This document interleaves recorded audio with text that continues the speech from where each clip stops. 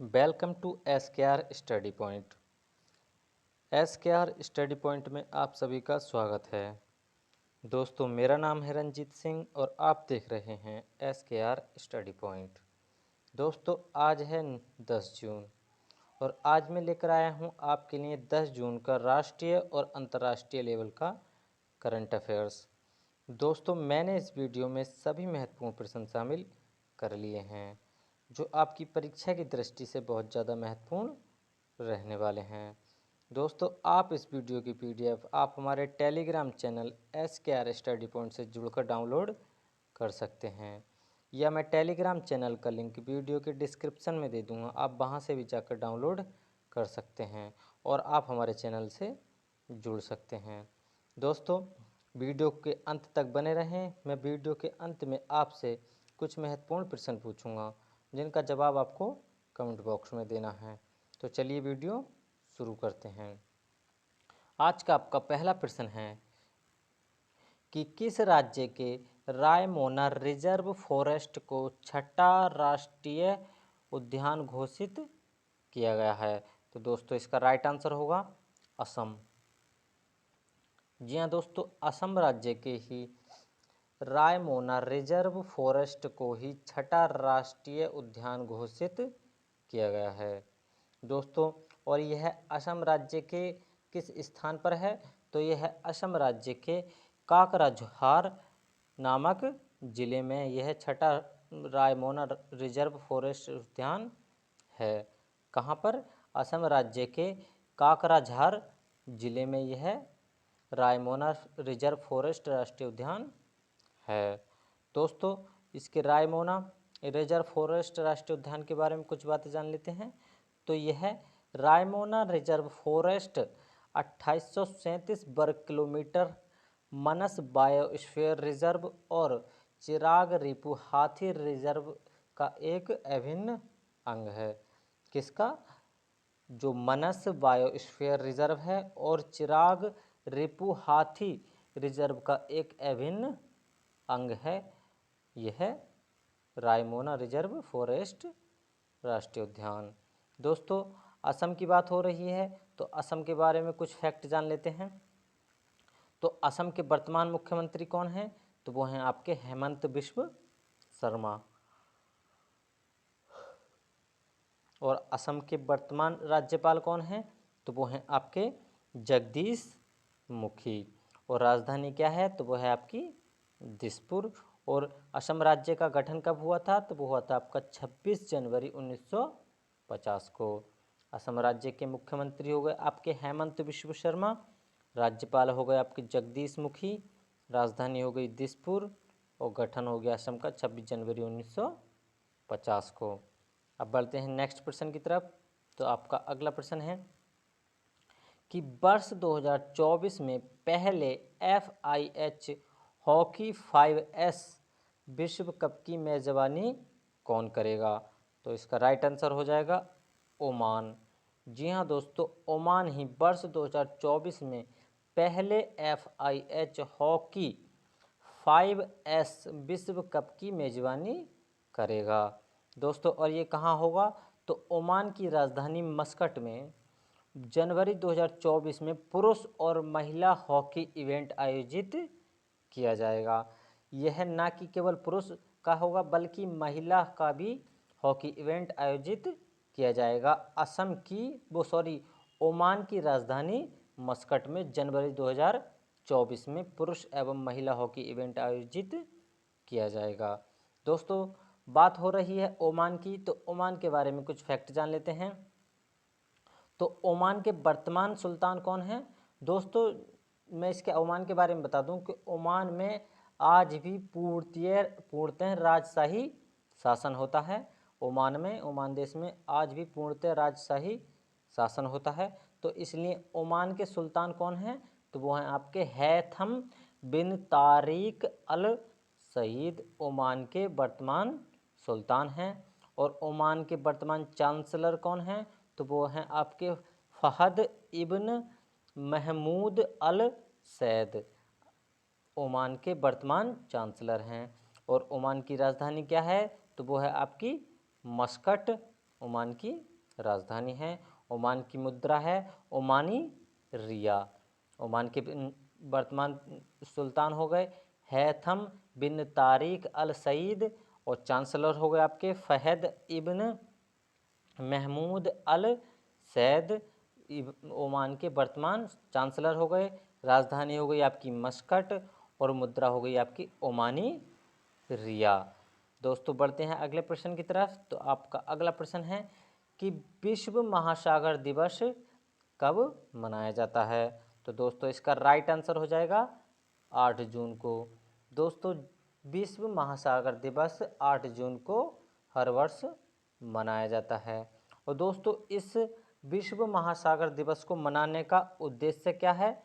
तो इसका उद्देश्य है कि विश्व स्तर पर लोगों को समुद्र के महत्व और उनके तरीकों के बारे में वैश्विक जागरूकता बढ़ाने के लिए 8 जून को विश्व महासागर दिवस मनाया जाता है। इसका उद्देश्य क्या है।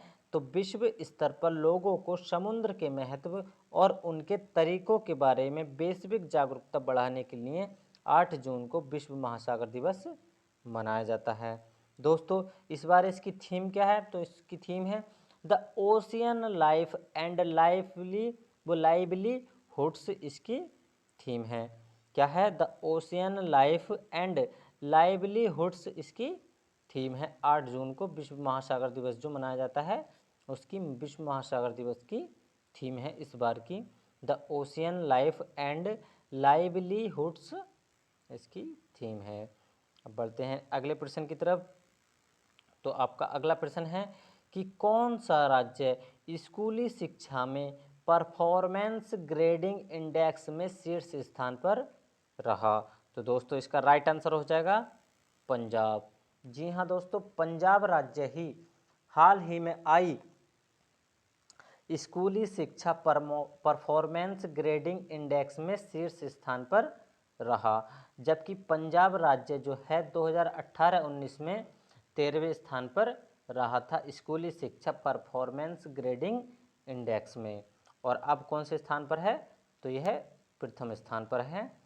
और लास्ट ईयर यानी कि 2018-19 की रिपोर्ट में कौन से स्थान पर था।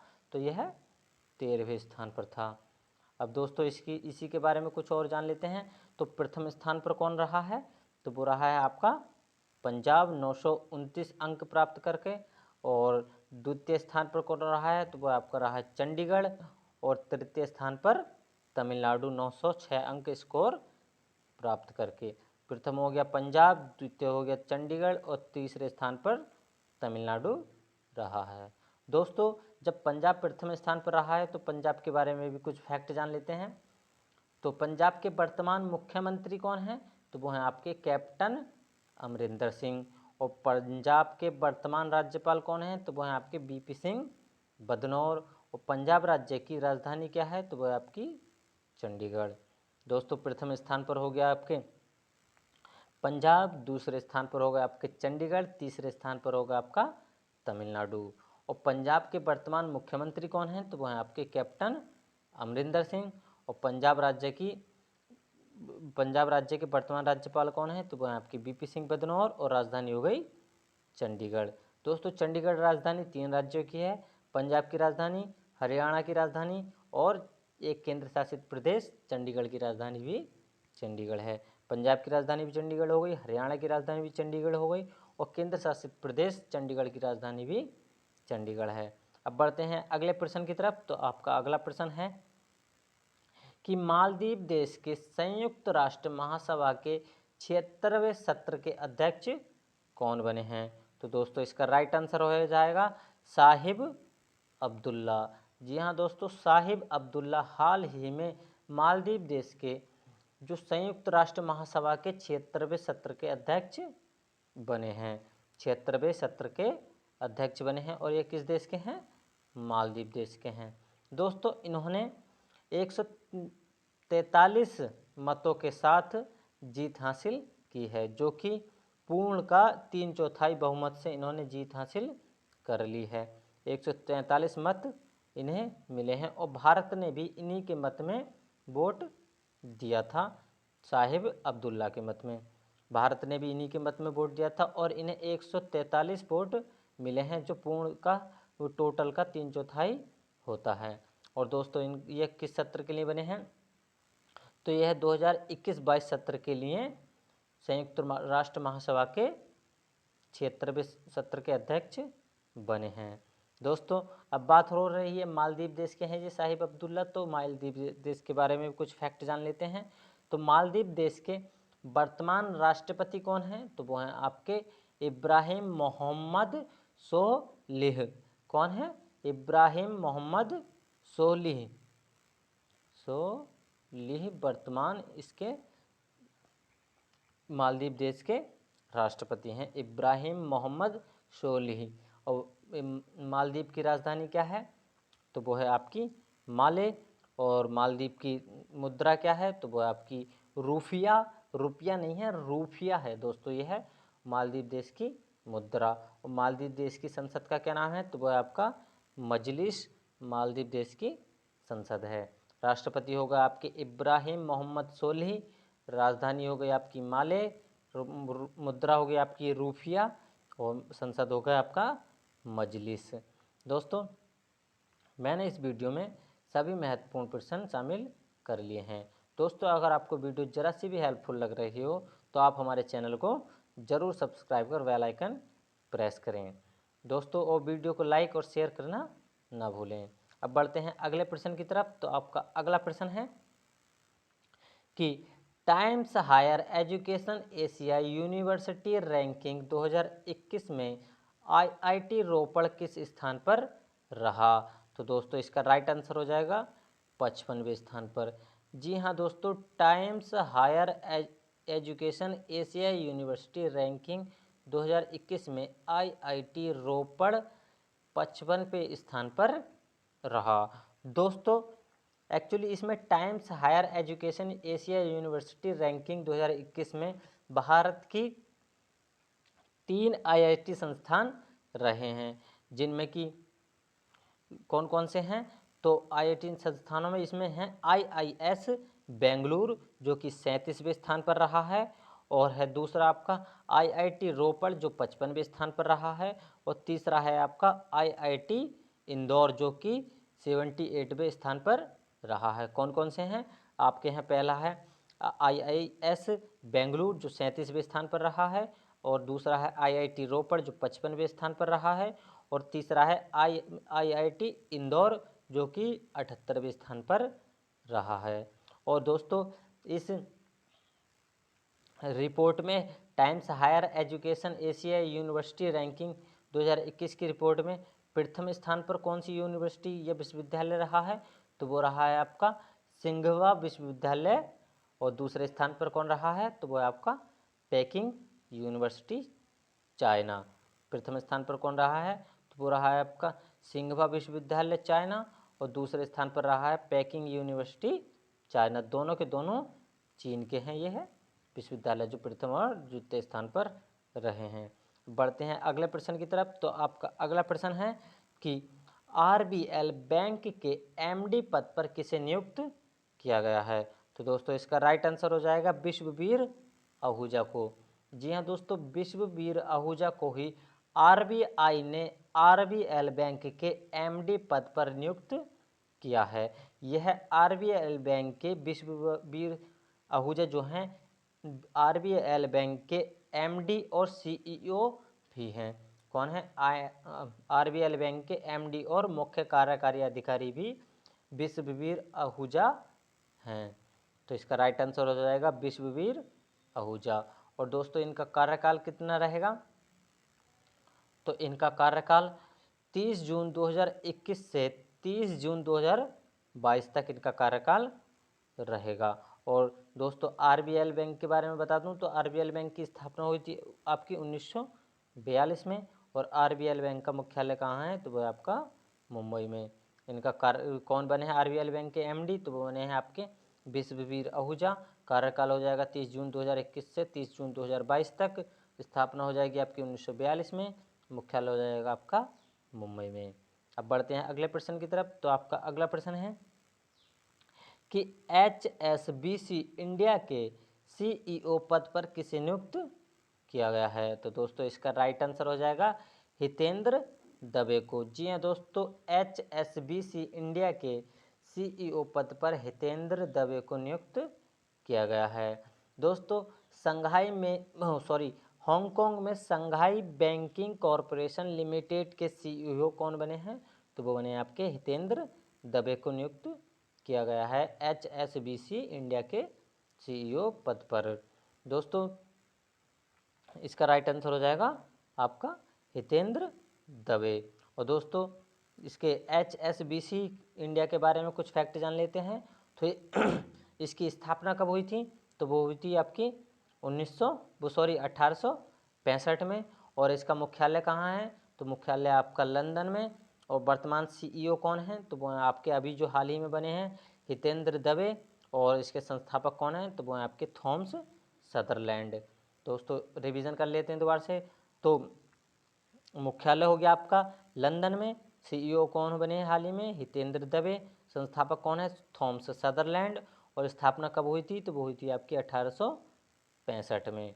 दोस्तों अब बढ़ते हैं अगले प्रश्न की तरफ। तो आपका अगला प्रश्न है कि किस राज्य की वाटर ब्यूरिल फिल्म को सर्वश्रेष्ठ फिल्म राष्ट्रीय पुरस्कार मिला है? तो दोस्तों इसका राइट आंसर हो जाएगा अरुणाचल प्रदेश। जी हाँ दोस्तों, अरुणाचल प्रदेश राज्य की ही वाटर ब्यूरिल फिल्म को सर्वश्रेष्ठ फिल्म राष्ट्रीय पुरस्कार मिला है।